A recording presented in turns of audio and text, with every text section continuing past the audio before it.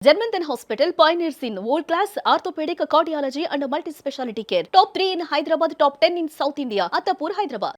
ఏపీలో ఉన్నటువంటి BJP, TDP అలాగే జనసేన పార్టీకి సంబంధించినటువంటి పరిపాలన మీద మీ ఒపీనియన్? ఏమండి ఏమంత గొప్పగా జరగటం లేదు. చంద్రబాబు నాయుడు గారికి అర్థమయ్యే ఉంటుందిలే కానీ మహాభయస్థులు, ఆయన భయపడతారు. కాబట్టి ఇప్పుడు విధి లేక గతి లేక బీజేపీని మోస్తూ ఉన్నారు.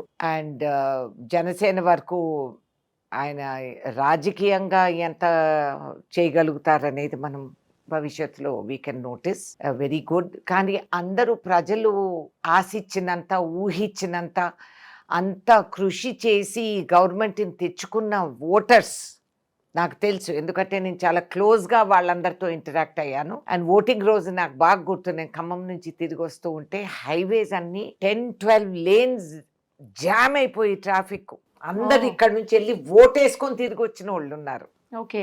అని అందరూ నాకు కార్లో పోతుండే వాళ్ళు కూడా ఏళ్ళు చూపిస్తూ వచ్చారు, ఇదిగో మేము ఓటేసి వచ్చాము, మార్కు ఉందని ఓటేసి వచ్చామని. ప్రతి రోడ్డు పక్కన చిన్న చాయ్ దుకాణం నుంచి పెద్ద 5 స్టార్ రెస్టారెంట్లు కూడా ఫుల్ జామ్ అయిపోయి అదొక వాతావరణం, ఒక ఇది వచ్చేసింది, జోష్.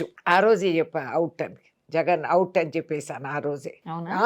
నేను ఖమ్మం నుంచి తిరిగి వస్తున్నాను. అండ్ ఈ జనాభా అంతా ఎక్కడ చూసినా మేము కార్ ఆపి డ్రైవర్లకి టీలు, దీనికి దానికి అసలు మాకు టీలు కూడా దొరకలేదు, అన్ని సోల్డ్ అవుట్, అన్ని రెస్టారెంట్స్. అంత జనాభా అంటే అంత పట్టుదలగా చూడండి. ప్రజాస్వామ్యం ఎంత బ్రిలియంట్. ఎవరు ఎంత క్యాన్వాస్ చేసి ఎన్ని కోట్లు దారివేసినా బంగ్లాలోది బయటకు వచ్చి ఓటేసేవాళ్ళు లేరు. కానీ ఆ రోజు అందరూ, అంటే ఆ వేదనకి, ఆ ఆవేదన వీళ్ళు అనుభవించింది సైలెంట్గా. అందుకే the most powerful weapon in ఈ దేశంలో ఏంటి అంటే నీ ఓటు హక్కు. అది సామాన్యుడు ఆ రోజు అందరూ సమానమే. నువ్వు ఏ కులమన్నా, ఏ మతమన్నా కానీ, నువ్వు ఎంత వాడివన్నా కానీ, ఉన్నవాడివి లేనివాడివి, దిక్కుమాలినోడివి, నీ ఓటు అక్కడ ఉందంటే you are equal, you are all equal. ఈ రాజ్యాంగ దృష్టిలో మీరందరూ భారత పౌరులు.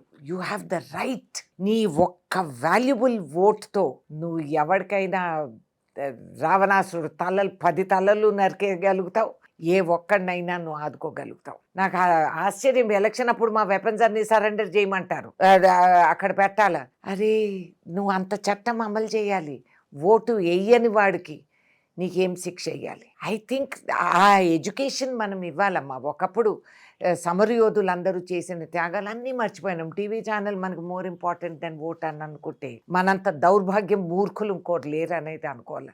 Really if you are educated, నీ డిగ్రీ కాదయ్యా, నువ్వు ఈ దేశం కోసం, నువ్వు పేట్రియట్ అంటే ఏంటి, నువ్వు తుపాకి పట్టుకొని ఎక్కడో వెళ్ళి యుద్ధం చేస్తావని కాదు. దానికి నా సైనికులు ఉన్నారు, వాళ్ళు ఓటు హక్కు విరమించుకొని అక్కడ పనిచేస్తున్నారు, నిన్ను నిలబెట్టుకుండే దానికి ప్రాణాలు త్యాగిస్తున్నారు. నువ్వు అది మర్చిపోయి నువ్వు ఇంట్లో కూర్చొని ఏసీ రూమ్లో నువ్వు బయటికి వెళ్ళి ఓటేసేదానికి నీకు ఒళ్ళు బతకం అంటే ఎలక్షన్ డే రెస్ట్ డేగా ఫీల్ అయ్యే పరిస్థితి వెరీ బ్యాడ్. అసలు నడుము కట్టుకొని స్వాతంత్ర సమరయోధులు ఆ రోజులో లేడీస్ ఒంటి మీద బంగారం మహాత్మా గాంధీ ఇచ్చిన పిలుపుకి ఇచ్చేసి తొలగించేసి నిలబడి యుద్ధం చేసి ఎంతమందో మహానుభావులు చేసి మనకి ఇంత చరిత్ర, ఇంత కాన్స్టిట్యూషన్ మనకు అప్పచెప్పి, మై గాడ్, మళ్ళీ ఈ జన్మకు కాదు 100 జన్మలకు we will not be able to match. అంత అవకాశం మనకు వచ్చింది, అది ఆదుకోలేని వాళ్ళు మీకు ఏ హక్కు ఇచ్చినారు? ఎవరైనా కూర్చొని గవర్నమెంట్ని ఏలెత్తే అనడానికి? నువ్వు నువ్వు వేసిన ఓటు, నువ్వు ఎన్నుకున్న గవర్నమెంట్, నువ్వు వేయకపోయినా నువ్వు ఎన్నుకున్న government. So you get it the government you deserve. You must vote. ఎంత బాధ్యత నిజంగా. భరతమాతాని గౌరవించి ఈ దేశ భక్తురాల్ని నేను అని అంటే ఓన్లీ నేను ఓటు వేసిన రోజే. నువ్వు ఓటు ఉపయోగించుకున్నప్పుడు you are a national patriot, లేకపోతే ద్రోహి. ఈ మధ్యకాలంలోనే సీఎం గారు ఎందుకు ప్రతిసారి టీడీపీకే ఒత్తాసు పలుకుతున్నారు, టీడీపీ వైపే బీఆర్ఎస్ దిమ్మలు కూల్చేయండి, మొత్తం ఎక్కడ చూసినా సరే గ్రాస్ రూట్ లెవెల్లో, అంటే విలేజెస్లో కూడా క్యాడర్ ఉంది ఇంకా టీడీపీకి అని మాట్లాడారు. కాంగ్రెస్లో ఉండి అలా మాట్లాడడం ఏంటి అనేది పెద్ద చర్చ నడుస్తుంది. ఏమనుకున్నారు? నేను లేను ఈ మీటింగ్స్లో ఈ మధ్యకాలంలో. మరి I don't know what his, అంటే కనీసం టీడీపీతో వీ కెన్ ఫైట్, వీళ్ళని ఫస్ట్ కంప్లీట్ చేసి ఎగ్జిట్ చేపిస్తే లేటర్ వీ కెన్ సీ అనే దాంట్లో అన్నారు. మరి I don't know, quiet frankly I don't know ఎందుకు అట్లా అన్నారు. అండ్ ఆయన థింకింగ్ ఏంటో దాంట్లో నాకు తెలవదు, and so I can't comment on it. మీరు కలుస్తారా రెగ్యులర్ గా సీఎం గారిని? అఫ్ కోర్స్ అండి, అవసరం ఉన్నప్పుడు కలుస్తాం. ఢిల్లీ ఎక్కువ వస్తుంటారా, I keep meeting in there. Delhi విషయం కూడా నడుస్తుంది. ఏంటంటే రెగ్యులర్ గా మోడీ గారిని కలుస్తుంటారు. ఈ కాంగ్రెస్ సీఎం అయి ఉండి మోడీ గారిని కలవాల్సిన అవసరం ఏంటి, అంత రెగ్యులర్ గా ఎందుకు కలవాలి అనే పాయింట్ కూడా. ఈ సవాళ్ళు అడిగేది ఎవరు? వాళ్ళ ఇళ్ళల్లో కూర్చొని ఇడ్లీ తినేవాళ్లే కదా. ఎందుకు ఎందుకు అని అంటే, నువ్వు అడగకపోతే అమ్మాయినా అన్నం పెట్టదు, ఏం చేయాలి? ఆయన ప్రధానమంత్రి, నిధులన్నీ ఆయన చేతిలో ఉన్నాయి. పోనీ ఆ పార్టీ పార్టీగా ప్రవర్తిస్తుందా? లేదు. కంట్రోల్ అంతా ఇద్దరు చేతుల్లో ఉంది, ఒకటి హెచ్ఎం ఒకటి పిఎం. దాని తర్వాత మూడో మనిషి వాళ్ళ పార్టీలో ఎవరూ లేరు. ఇప్పుడు మన బీజేపీ ప్రెసిడెంట్ అని ఎన్నుకున్నామని డబ్బాలు కొట్టుకుంటున్నారు. ఎట్లా ఎన్నుకున్నారు? There was no election. మా దగ్గర ఎలక్షన్ ఉంది. Shashi Tharoor fought against ఖర్గేజీ. Okay open గా we fought. శశి థరూర్ కి 11% వచ్చింది ఓటు.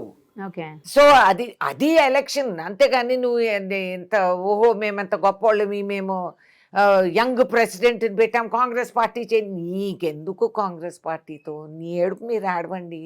సో మేము అడిగేది ఇట్లా, వాళ్ళు ఇట్నే చెప్తుంటారు. సో రేవంత్ రెడ్డి గారు ముసుగేసుకొని ఇంట్లో కూర్చొని మూలిగితే ఈడ పైసా రాదు. మరి ఇంతమంది బీజేపీ నాయకులు హేమీలు ఇక్కడ ఉన్నారు, వాళ్ళు ఏం తీసుకొచ్చారు? 4 దమ్ముడీలు అది చెప్పమనండి. ఓకే. సో మీరు కదలరు, మమ్మల్ని చేయనివ్వరు, ఎట్లబ్బా ఇది? సో ఎవరో ఒకరు మాట్లాడాలి కదా, వెళ్ళాలి కదా, సంప్రదించాలి కదా, చర్చించాలి కదా, డిమాండ్ చేయాలి కదా. లేకపోతే వాళ్ళు మీరు రాలేదు అడగలేదు అంటే మేము జవాబు ఏం చెప్పేది? మీరు బీజేపీ కాబట్టి మేము రాలేదని అంటే that's highly silly. Is the prime minister of the country. ఇంకొక విధానం లేదు ఈ కాలంలో.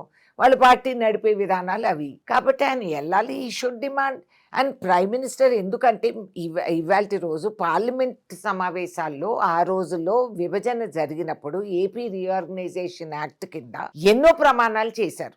అది వాళ్ళ ఇష్టాలు మీద నడిచేటివి కాదు. That is the parliamentary system.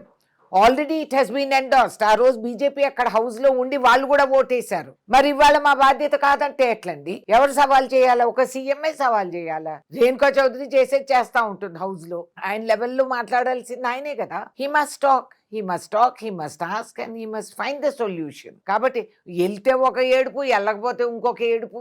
This is a very peculiar way of talking. అడిగేవాళ్ళు అది కూడా చెప్పాలి కదా. Why not PM, why he is not doing? PM సవాల్ చేయండి. మీరు పిఎం అయ్యి అన్ని కథలు డైలాగులు ఎలక్షన్ ముందు అందరి దగ్గర ఈడీ రైడ్లు ఇవన్నీ చేపిస్తూ ఉంటారు. మరి ఇది why are not giving the state? 10 years అయిపోయింది, ఏపీ రీఆర్గనైజేషన్ యాక్ట్ అమలు చేయలేదు ఇంతవరకు. వై? ఎందుకు? మీరు ఆ రోజు చేసిన ప్రమాణం మాకేమైపోయింది?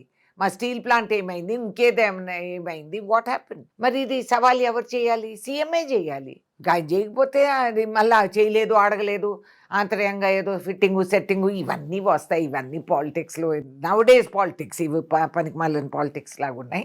ఇట్లాంటివన్నీ అంటూనే ఉంటారు.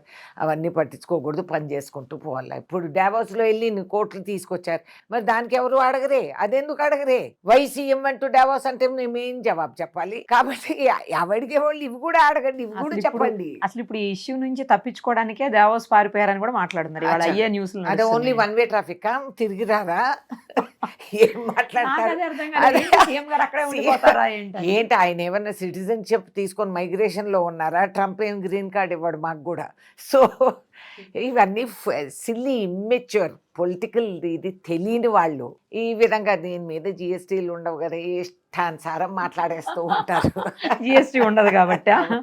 సుమన్ టీవీలో మీ పర్సనల్ అండ్ బిజినెస్ ప్రమోషన్స్ కోసం కింది నెంబర్కి కాంటాక్ట్ చేయండి.